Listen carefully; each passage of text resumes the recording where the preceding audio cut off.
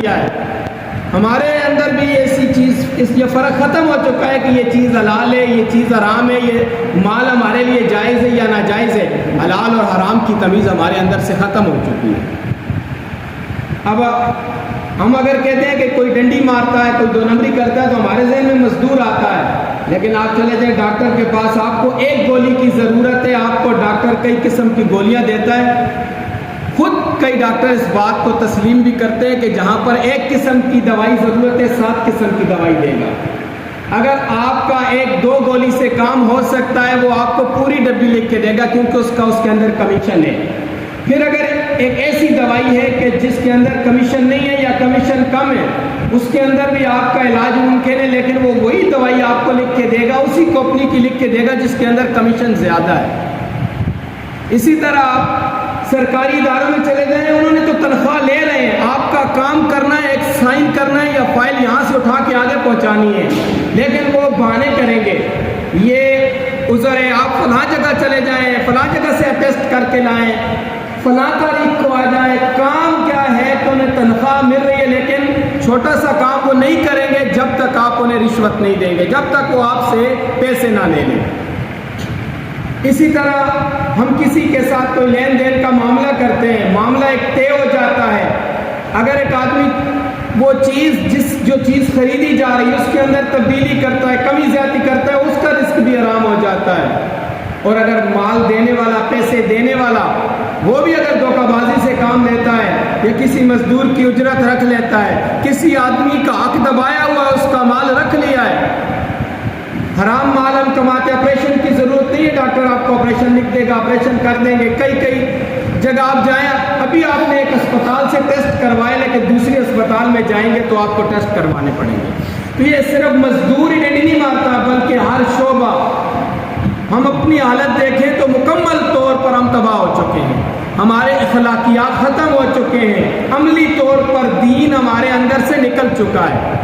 ہم لوگوں کے اوپر ظلم کرتے ہیں، لوگوں کی حق تلفیاں کرتے ہیں، لوگوں کی حق ادا نہیں کرتے، حرام ذریعے سے مال حاصل کرتے ہیں، رشوت کے ذریعے سے آ رہا ہے، نشہ بیچ کے آ رہا ہے، جوئے کے ذریعے سے آ رہا ہے، یہ سارے مال حرام ہیں. پھر ہم حرام مال جمع کرتے ہیں اور پھر ہم عمرہ کرنے چلے جاتے ہیں، پھر ہم حج کرنے چلے جاتے ہیں. تو ایسے مال کے جو مال حرام ہے، اس مال کے ذریعے سے ہم جو عبادت کر رہے ہیں، ہماری کوئی عبادت قابل قبول نہیں ہے. نہ تو وہ ہمارے حج قبول ہے، نہ ہمارے عمرے قبول ہے، نہ ہم اس سے مسجد بناتے ہیں تو اس کا کوئی اجر نہیں ہے، ہم اس سے صدقہ دیتے ہیں تو اس کا کوئی اجر نہیں ہے، کیونکہ ہمارا مال حلال کا نہیں ہے، ہمارا مال حرام کا ہے. تو پھر ہماری دنیا کے اندر بھی کوئی عبادت قبول نہیں ہے. جو ہم مال کے ذریعے سے کر رہے ہیں، ایسی کوئی عبادت قبول نہیں ہے.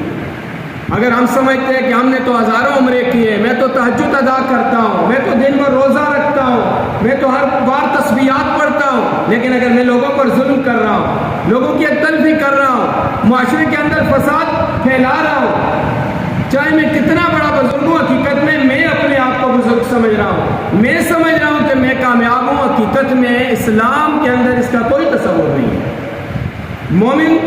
مومن تو وہ ہے کہ جو فرائض و واجبات کو، سنتوں کو اختیار کرتا ہے. حرام تو بڑی بات، وہ تو مشکوک کام سے بھی اپنے آپ کو بچاتا ہے، وہ مومن ہے. مومن ہم نے دیکھ رہے ہیں تو نبی علیہ السلام کی زندگی میں، صحابہ کرام کی زندگیوں کا مطالعہ کریں، ہمیں مومن وہاں نظر آتے ہیں جو کئی دن بھوک اور پیاس برداشت کرتے تھے، لیکن کسی کے مال کی طرف آنکھ اٹھا کر بھی نہیں دیکھتے تھے، کسی کی عقل بھی نہیں کرتے تھے، اور اپنا مال بھی اگر خود بھوکے، کوئی مانگنے والا آ گیا، کوئی حاجت مند دیکھا، مزید بھوک برداشت کر لی اور اپنا حق بھی دوسروں کو دینے والے تھے. حقیقی مومن تو ہمیں وہاں نظر آتے ہیں. آج ہم اپنے آپ کو مسلمان کہتے ہیں لیکن اپنے آپ کو دھوکے میں رکھا ہوا ہے. فرائض کے معاملے میں ہم کوتاہی کر رہے ہیں، ہم اپنے فرائض نہیں پورے کرتے.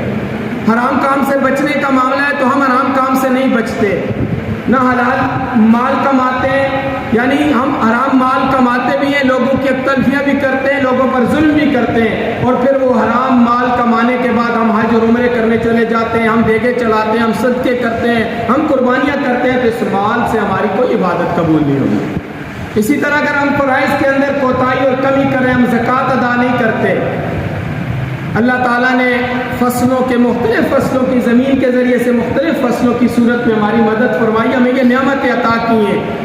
اگر ہم اس میں سے اللہ کا حق ادا نہیں کرتے اس صورت میں بھی ہم خسارے میں، ہم نقصان میں. حقیقت میں تو ہم دنیا میں کیوں آئے تھے کہ یہاں ہم نے اللہ تعالیٰ کی اطاعت کرنی ہے، نبی علیہ السلام کے طریقوں کے مطابق اللہ کی اطاعت کرنی ہے.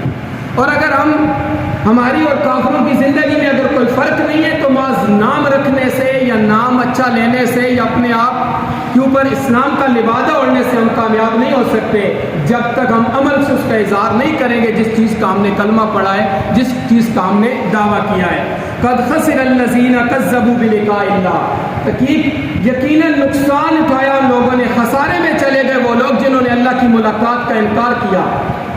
ہم تو اللہ کی ملاقات کا انکار نہیں کرتے، آخرت کو مانتے ہیں نا، لیکن ہم آخرت کو کیسے مانتے ہیں؟ آخرت آئے گی، آخرت ہوگی. جس طرح ہم موت کو مانتے ہیں کہ مریں گے، جی لوگ قبر میں گئے وہ بھی مرے، ہم بھی مریں گے، لیکن ہمارے عمل سے ثابت نہیں ہوتا کہ ہم موت کی تیاری کریں. آخرت کو مانتے ہیں. اب مجھے یقین ہے کہ اگر میں بجلی کی ننگی تار کو ہاتھ لگاؤں گا مجھے کرنٹ دے گی، میں ہاتھ نہیں لگاتا ہوں، مجھے صحیح یقین ہے. اگر مجھے آخرت کا ایسا یقین ہے تو میں حرام سے بچوں گا، میں فرائض کو پورا کروں گا، میں نافرمانیوں سے بچوں گا. لیکن اگر میں آخرت کی تیاری نہیں کر رہا، محض زبان سے دعویٰ کر رہا ہوں تو محض میرا یہ زبانی دعویٰ حقیقی ایمان نہیں ہے. تو یہاں تکذیب کہا کہ جنہوں نے اللہ کی ملاقات کی تکذیب کی، اس کا انکار کیا. انکار زبان سے کرے گا تو کفر میں چلا جائے گا، لیکن ہم مسلمان کلمہ پڑھنے کے باوجود عمل سے انکار کرتے ہیں. عمل سے جب اس آخرت کی تیاری نہیں کرتے، آخرت کو حاصل کرنے کی کوشش نہیں کرتے تو حقیقت میں ہم آخرت کا انکار کر رہے ہیں.